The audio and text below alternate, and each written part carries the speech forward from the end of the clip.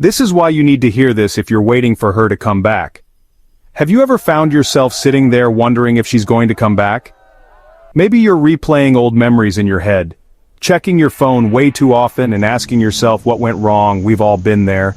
But here's the thing, if you play this right, she's going to come back. Not because you begged or chased, but because you became the version of yourself you were always meant to be.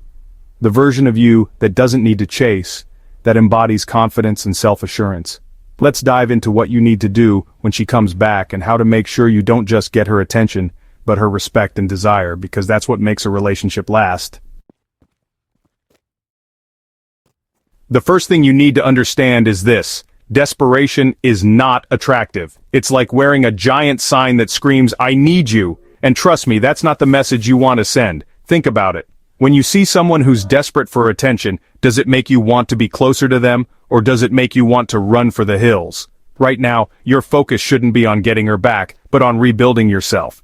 Focus on your passions, your goals, your own life. Become the best version of yourself, not for her, but for you. That's what's truly attractive. He poured his heart and soul into Next and Pixar, and guess what? Apple came crawling back, begging him to return. Why? Because he didn't chase, he attracted. So put down the phone, stop checking her social media. Become the most interesting, dynamic, and compelling version of yourself.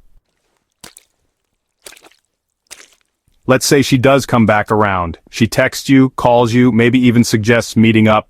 This is where most guys mess it up. They slip back into old patterns, rehashing old arguments, trying to pick up where they left off. But that's not what you're going to do. You're going to treat this like a fresh start, a clean slate. Imagine it's the first time you're meeting and you're genuinely curious about who she is now. Ask about her life, her interests, what she's been up to. And listen, really listen, with genuine interest. But here's the key. Do it with a sense of detachment. This doesn't mean being cold or aloof, but rather approaching the situation with a calm confidence. You're not clinging to the past, you're open to the possibility of something new. Instead, show her the new you, the evolved you, the man who's confident, self-assured, and ready to create a new chapter. Alright, so you're treating this as a fresh start, but how do you actually keep the conversation flowing? How do you avoid those awkward silences, or, even worse, slipping back into old arguments? The key is to keep it future-focused. Don't get bogged down in the past. Instead, talk about your aspirations, your goals, what excites you about the future. Share your passions, your interests, the things that light you up. When you focus on the future, you're not just having a conversation, you're painting a picture, a vision of a life that's vibrant, exciting, and full of potential. And guess what? That's incredibly attractive. Now, I'm not just talking about the future, I'm talking about living it.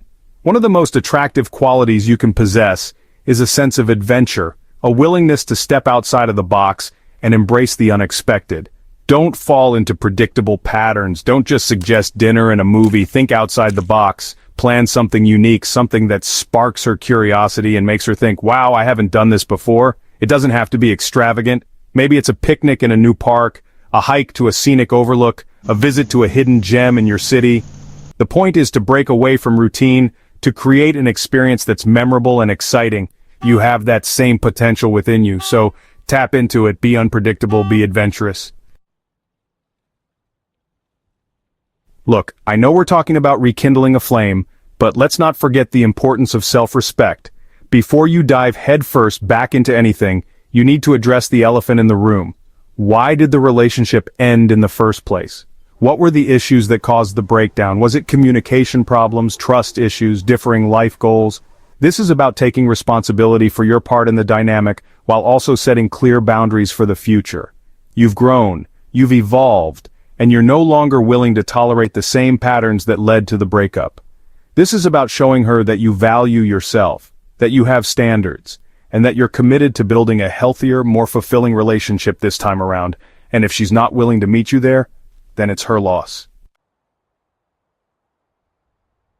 Here's the bottom line. If she's coming back, it's because something about you stands out. Maybe it's your newfound confidence, your zest for life, or the fact that you're no longer chasing her approval. Whatever it is, she's noticing.